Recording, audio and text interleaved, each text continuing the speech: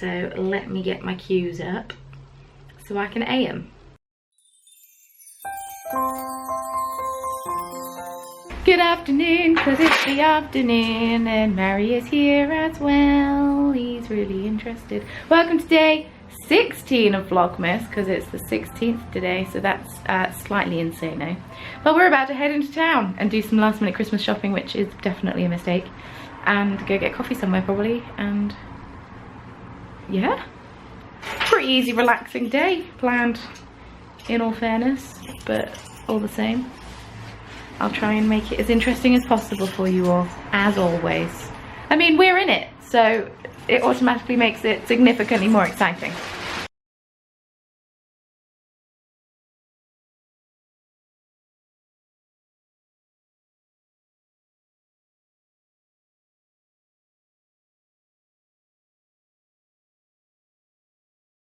Hey everyone! So we went out and about, did a little bit of cruising around town before we realised that everything can be bought online, and why wouldn't you buy it online so you don't have to deal with people. I'm just gonna move this box of envelopes, and yeah, so we've now come back and I've got hat hair, but that's okay. Made myself my cup of gingerbread chai that I got in my advent calendar yesterday, and I thought I'd do a cheeky Q&A. So I asked all of these, or I asked on Instagram for you to, no, on YouTube for you to leave your questions, and I will answer them. So I cast on that wool I bought yesterday, and I'm making my mum a shawl. So that is what I'm going to be working on as I answer some questions.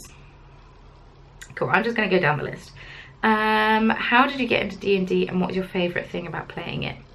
I got into D&D because Mario started to play D&D, and then he introduced me to Critical Role, which is voice actors playing D&D, and then I started to watch it because I initially thought D&D was a huge nerdy thing that, you know, huge nerds did, and then I started to watch it and realised how much fun it looks. So Mario started a D&D group, and I played my first character, which was a female half-orc barbarian, which was a great first character because you don't have to worry about spells or anything, and you just hit things, and it's just quite fun. And what I like about playing it, I don't know, it's just fun to do. It's fun to try and, you know, be a different character for a while and try to adopt different personality traits. I have found that most of my characters are just exaggerated versions of myself. So do you ever get tired of being obliged to play on a schedule of Dungeons and Dragons? No, sometimes I don't. I'm trying to get all the Dungeons and Dragons questions done at the same time. I sometimes am not in the mood to play. And then because we, oh, drop my stitches, because we play around our house, I don't really have a choice. I can't just not turn up. So usually by the time I'm into the swing of the game, it is much more, I'm much more into it. So yeah, I'm knitting the Boneyard Shawl out of this wool that I bought, oh, from Hobby Craft yesterday, but this light is awful, so I'll probably show you it later on in better light. But I'm making the most of what I have because Mario's downstairs in the living room. Favourite D&D character I've played? I think that's my current character that I'm playing. I'm pretty sure somebody asks me what I'm currently playing in D&D. And she's something called a furbolg, which are these like big, tall, 7-foot furry things, and a druid. So she uses spells and such to fight that are predominantly nature-based, and she's fun because she's a little naive, and I feel like I shouldn't be playing her as naive, seeing as she's got quite a high wisdom modifier, so she should be quite wise. But I'm playing her to be quite naive and extremely socially awkward. So if she goes up and talks to someone, she will just talk herself in circles and be really awkward about it. And she's not afraid to go up and talk to people. It's just how she talks to people is just really intense and a lot, and probably quite irritating for poor Mario, but that's okay. Part of the fun. Ooh. But yeah, I think she's my favourite character. that I play. Right, I'm just gonna move on to the next question. How did Mary get into crocheting? Well, I crocheted more than I knit to start with, and I've only really got into knitting the last couple of years. So early on in our relationship, I would crochet more than I knit. And then one time he, you know, showed interest, so I taught him how to crochet. And yeah, he doesn't crochet a lot, he doesn't crochet often, but the mittens went down very well, by the way. The recipient loves them, so that's good. But yeah, he doesn't crochet often, it's not a thing he frequently does. Just every so often he will, you know, crochet. It's always a gift for someone. He never crochets anything for himself, so yes. What do you do with your project scraps? Do you have any scrappy projects, like a cozy memories blanket? I do actually have a cozy memories blanket. It's underneath this desk. It doesn't get much love at the moment. I've got a box of scraps over there that I need to like dig through and start adding onto my blanket, because at the moment they're just kind of sitting there. I'm trying to be better at throwing them out, but I'm not very good at it because I am a hoarder. By nature, that is what I am. I am a hoarder. There's a big plastic bin bag in the background, which is not attractive, but you know, deal with it. I'm trying to clear up. Who is your biggest crafter / YouTuber inspiration? Who do I fangirl over the most? Honestly, I don't really fangirl over anyone anymore, really. Like, I hugely fangirled over Kristen of Film Vine when I first started watching podcasts. But I mean, there are some people that I always watch videos of, Becky being one of them, but the question did say apart from Becky. But I always watch Becky's videos, and I go through phases. I always watch Caroline of Dunderknit and the Knitting by Heresy podcast. I always watch her videos, and Grace, I always watch her videos. Other people's I tend to dip in and out of, but I can't say that I fangirl over anyone anymore. Maybe it's because I also make videos myself. But yeah, I'm not overly ashamed to go up to people and like say hi to them at yarn shows and stuff. I don't get embarrassed about them anymore. I just do it. Have I signed up for any yarn shows next year? If so, which ones? Don't know if I can tell you which ones I've signed up for. I've signed up to 3 so far. I find out if I've been accepted to them in January. So especially interested in anything near Sheffield or Newcastle. There's none near Newcastle, but there's a few around where I am currently living, which is in Nottingham. I don't know if I'll be able to do the Nottingham Yarn Expo this year, because it might be the same weekend as my wedding.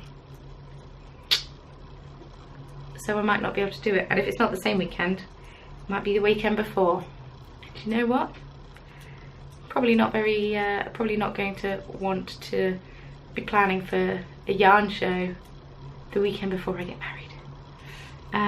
The question I like to ask people when they have a passion for the fibre arts or any other passion is, what is the one thing that if this incident didn't happen, you wouldn't have ended up doing all of your crafts that led you down the path in your life? Okay. I was taught to knit at about 8 years old. So I'll start with knitting. I'll get into bead weaving in a second. Taught to knit when I was about 8 years old. When I turned about 15, 16, I started to crochet. So amigurumi became a huge thing online. So I started to crochet little amigurumi things, and that was super cute. And then I didn't really knit. But then when I moved to Germany, I saw all of this amazing sock yarn, and I wanted to use it. I wanted to learn how to make socks because I wanted an excuse to buy all of this gorgeous sock yarn that was around. So that is when I got properly into knitting, because I didn't really knit beforehand at all. And it was actually watching a Knit Nottingham vlog. Hi Eleanor, if you're watching this. When she was talking about the hitchhiker scarf pattern, and I messaged her and said, hey, is this an easy pattern for a complete beginner? And she said yes. And then I made my first hitchhiker scarf, and then I made a few more hitchhiker scarves. And yeah, The rest, as they say, is history, and here I am, knitting on a Boneyard Shawl for my mum. Oh, which is a free pattern on Ravelry by Stephen West. I've already knit her one of these before, but out of 4-ply yarn. And this is just some thick and thin yarn, which it describes itself as chunky, but it's 210 meters per 100 grams, so that's more like a heavy DK or worsted weight. But I'm just knitting it on 5mm needles and seeing what happens. I've got 2 balls of it, so I'm already this far through, and I only cast it on yesterday. It's just quite an easy one. And then bead weaving. I got into bead weaving because I managed to snag myself a job at the bead shop in Nottingham city centre with no prior jewellery making knowledge, and just enjoyed crafting and quite good at talking to people. So I managed to snag myself a job there. And then I saw in a magazine someone had made a brick stitch bunting necklace, and I thought, I really like that. So I decided to learn how to make it, and then I made it. And then my friend Emma, who I met up with on Tuesday, said, oh no, you're not going to stick with this, it's too time consuming, blah blah blah, because she's not a huge fan of bead weaving. And I proved her wrong by then making a career out of it. So what is your favourite charmed bead, and which colourway that you dye would you say best describes you? I don't know if it best describes me, but I reckon that Ice Dragon Wormling is the one. I mean, you can't see it in this light, there's awful lighting. Is colour wise me and Iskaine. It's like dark blues, it's teal, it's purple, it's every colour I've ever had on my hair basically. So that's me and Iskaine of yarn, I reckon. My favourite charmed bead, that varies. If I tend to do something a lot, I get a bit fed up with it, so it's quite fun to try any new one. But I always quite like sheep because they don't take too much thinking about. They're just quite nice and just fun to do. But the unicorns are also cool because you can come up with really fun colour combinations of the unicorns. Of all the countries you visited, which one was your favourite and why? Also, your tea strainer is fab. What kind is it? For the countries I visited, Germany will always have a soft spot in my heart, not just because I lived there for over 2 years and lived there my year abroad, just because Germans are so friendly, and I just really like the country as a general shebang. So Germany is going to be up there, I think, as one of my favourite countries I visited. My tea strainer it's by Bird & Blend, hashtag not sponsored, but I also was sent one from Adagio Teas this time last year. Sorry, I jiggled the thing. When I was sent that giant box of tea, if any of you remember that. I still drink some of their tea, I promise. But Adagio Tea also do it, so for those of you in the States. But Bird & Blend call it their Brudini, but I think it's just called a Gravity Steeper or Gravity Infuser or something. But it's got like a mesh strain at the bottom, so you put your leaves in, you put your water in, you leave it to steep. I usually do about 4 minutes, and then when you put it on top of the cup, if your cup's not too big, like the one I'm currently drinking out of is too big, and the water comes through the bottom, but all of the leaves are caught in the strainer, and then you just fill it up with water and pour it through a sieve, or we've got a separate tea strainer, like a little one, a little tea sieve, and you pour it through there so it catches all the leaves. And then you don't scrub it to clean it or anything, so it does get stained with the tannin, but as long as you don't mind that. Like, I know it's not unclean because I do scrub it on occasion, but it doesn't need to be every time because it's only got tea in. And if you rinse it properly, there's nothing in it to go ming, and let it dry properly, of course. But yeah, I really enjoy that tea strainer. It's really upped my tea drinking game. I drink way more tea now because of that. And plus, I'm not contributing to the world waste problem by using tea bags with plastic in. So yes. What is your favourite Christmas activity / Christmas food? Also, does Mario bring you home surprise Christmas foods from work? Well, Amy, my favourite Christmas activity, that's a tough one. I really enjoy singing Christmas carols a lot. I really love singing Christmas carols, and I sing them at the top of my voice. Christmas food, can't go wrong with a mince pie. Also love an ecofecken.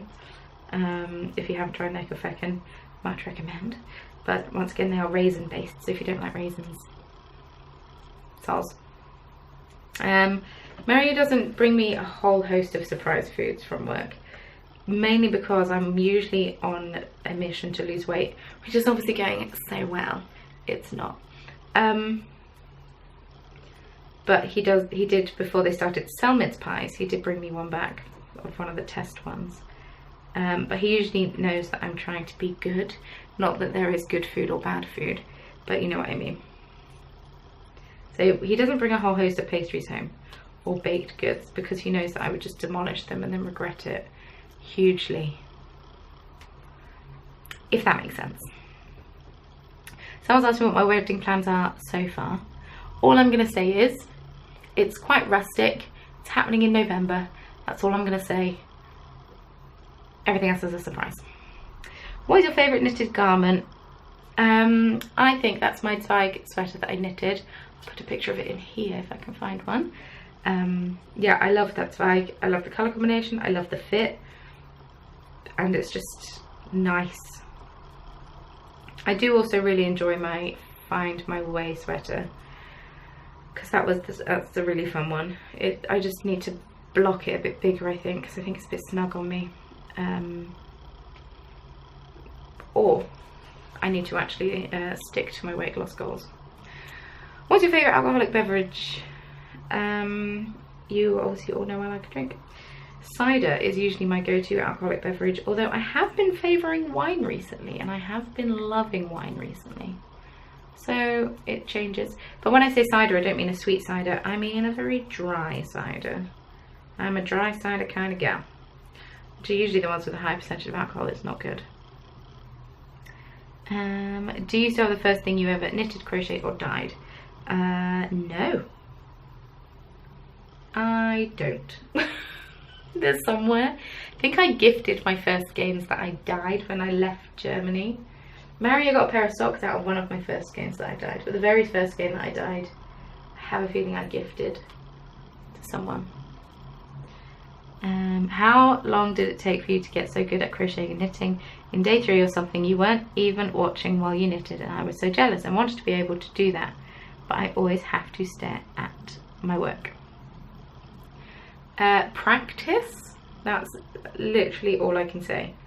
You can practice by watching. I mean, I know I'm looking now, but I'm about to increase, so that's why. And plus this is thick, thin wool. This is not easy wool to knit while not looking. But you can always practice by watching a film with subtitles, and being the language nerd that I am, I do quite like a German film, but I still sometimes need subtitles, even German subtitles, because accents can throw me off sometimes. But it's just, you get into I can't crochet without looking. I have to look with crochet.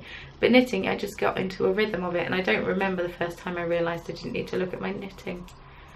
But it does freak people out when I'm out drinking or something with friends that are muggles, aka non-knitters, because I'm sat there having a cider, knitting on a sock, maintaining eye contact as I'm knitting. So it does throw people off somewhat, but it is quite fun to do. So practice, that's my only thing. I can't do anything patterned at all. I go to the cinema, I can either take a hat that's just plain stocking stitch or a plain stocking stitch sock. I can't do ribbing because I get enthralled and then I lose count. But yeah.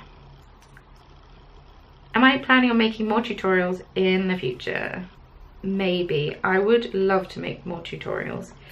The problem is now I'm full-time self-employed. Surprisingly enough, it's actually finding the time to do it, because I'm so reliant on myself for my income. I know that the more I work, or the less I work, the less money I'll make. Whereas if I had a day job, I could make a tutorial on my day off. But I don't have days off anymore, so maybe if I got into a routine, you could have one every other week. But then it's not just taking the time to film the tutorial. It's taking the time to film the tutorial, and then you've got to edit it and then film a voiceover and then upload it and whatever. That's fine, but I've also got to sit and either find or design the pattern for it, and designing isn't something that comes naturally to me. And if I design something that's good, I tend to want to keep it and have it as a stitch marker, because I can't make, I guess I can and have done, but I can't really make tutorials on things that I sell, because I want things that I sell that I've designed at least to be slightly unique. Like my sheep. My sheep is a pattern that I have designed. I've never put that pattern out anywhere on the internet at all, because I do have a few patterns that have been posted on Pinterest and my blog when I used to use a blog and whatnot. I put a few patterns out there, like the musical note and the bumblebee and whatnot, but there's a few patterns I've noticed that I have sold, that I sell even, that other people also sell, but I haven't actually put the pattern anywhere online, so they've just copied my beading and put it out there, which is kind of frustrating when especially when there are people that design and sell gorgeous patterns, like a lot of the patterns that I use. They design and sell them, and you are able to use them in your own shebang. But that's just a side rant. So yes, maybe. I can't promise things. Do I like to cook? No. Cooking stresses me out so much. Baking I really enjoy, because baking is exact quantities and exact amounts and everything is very precise. But with cooking, it's a glug of this and a splish of this and a pinch of this, and just like, well, how much? Mary's like, can you put some oil in this pan for me? Because I help him sometimes, because Mary does the cooking in my house, because he's so good at it. But he's like, oh, can you put some oil in that pan? I'm just like, well, yes, but I actually don't know how much. Like, I can't remember if I increased here or not. Oh, I did. So no, I'm not the most fond of cooking. The most cooking, or when I do cook, because even though I don't like it, I do still do it because I'm not an a-hole. Stew in a slow cooker is my go-to chefing ability, and I'm okay with cooking as long as I'm not doing it right up to the point of serving. I'm okay with cooking if it's going all day. Have you thought about doing collab with designers so they could use your yarn to make patterns? Yes, I've thought about it. Nobody has reached out to me and asked me, so nothing came of it. It's not even that nothing's come of it. It's more that because nobody has asked me, it hasn't happened. I'm not going to reach out to other people because I'm not that person. I need to be that person. Do I want kids someday, and how would I get into dyeing yarn? Yes, I would like children someday. And I got into dyeing yarn because I was watching all these knitting podcasts and all these people were talking about dyeing yarn, and you know what, it looks really fun. So I bought some yarn and I bought a very small amount of dye, and I had a go in my kitchen in Germany, and it was a lot of fun. So then when I moved back, I decided to try and make a business out of it, and it's paying off. So that's how I got into yarn dyeing. If you were to try a new hobby, what would it be? I don't know, because I don't actually know if I have a whole lot of time for a new hobby at the moment.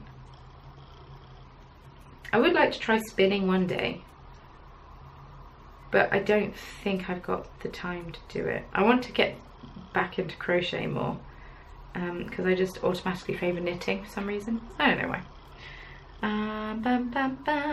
What was my childhood dream job? I wanted to be a teacher. Growing up, I wanted to be a teacher. My mum was a teacher, and when you're a child, you always want to do things that your parents are doing. I mean, maybe not, but I did.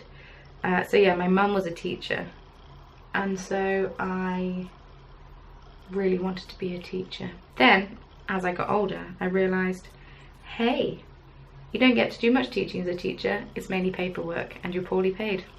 So I'd like to be self-employed, which is also a lot of admin, and I'm also poorly paid. but at least I don't have to work for anyone else but myself. So oh, my sister asked who is my favourite sibling, and considering I've only got one sibling, Charlotte, you're my favourite sibling. Bam, bam. Do you have any tips for crafters wanting to get into yarn dyeing? Favourite book, kits, websites or video tutorials? I didn't use kits, didn't use books. I just YouTubed how to dye yarn and watched all of the available videos. Hugh Loco has a great series on it, as does Laura of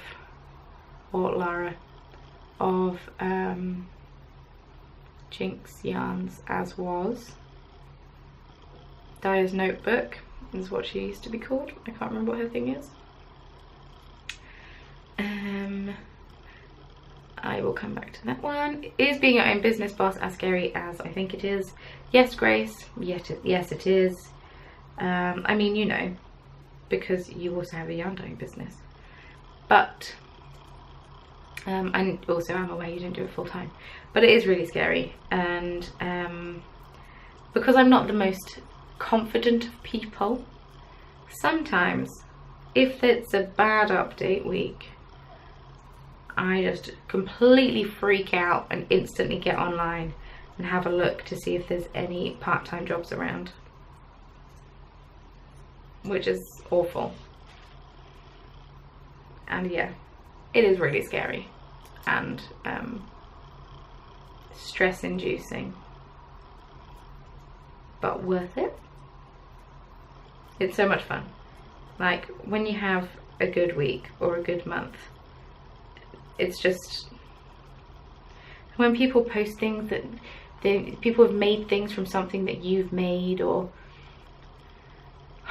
if I see something, if somebody tags me in something that they're knitting out of yarn that I've dyed, it just, don't know, it's nothing like it, you know. Plus I'm my own boss. My favourite knitting needles, I use Higher Sharps. They're my favourite ones personally. I haven't tried a whole host of other ones. These were the knitting needles that Becky used and Becky recommended, so I just went with it and trusted her, and she was right. What type of house am I considering? So we rent at the moment. We're still looking for something 3-bedroom, which is what we currently have, because I am in a house, I'm not in a flat. It will probably end up being smaller than this, but we'd own it rather than rent it, so would work out better, I think. But yeah, just a 3-bedroom, and would Mary have a longer, shorter commute to work? I mean, it depends. We are looking to be closer to the city centre, and he works in the city centre, so hopefully the commute will be shorter. And then please tell us all about your current D&D campaign. What's the setting? What's your party like? What's your character like?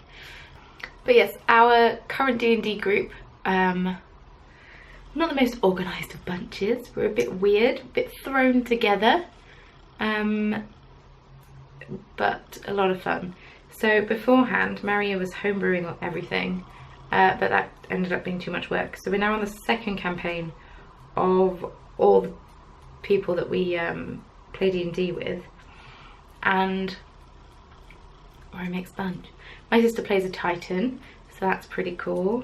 Is it a Titan or a Triton? I think it's Triton, like a underwater creature, and she's kind of piratey. She's actually a rogue. Like I say, I play a Furbog Druid. I used to play a half-elf bard, but I realised I'm really bad at playing really charismatic characters.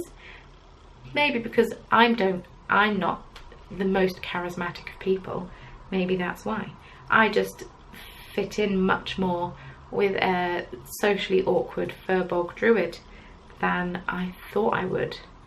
But yeah, we're all a bit, it's all a bit balls to the wall, really.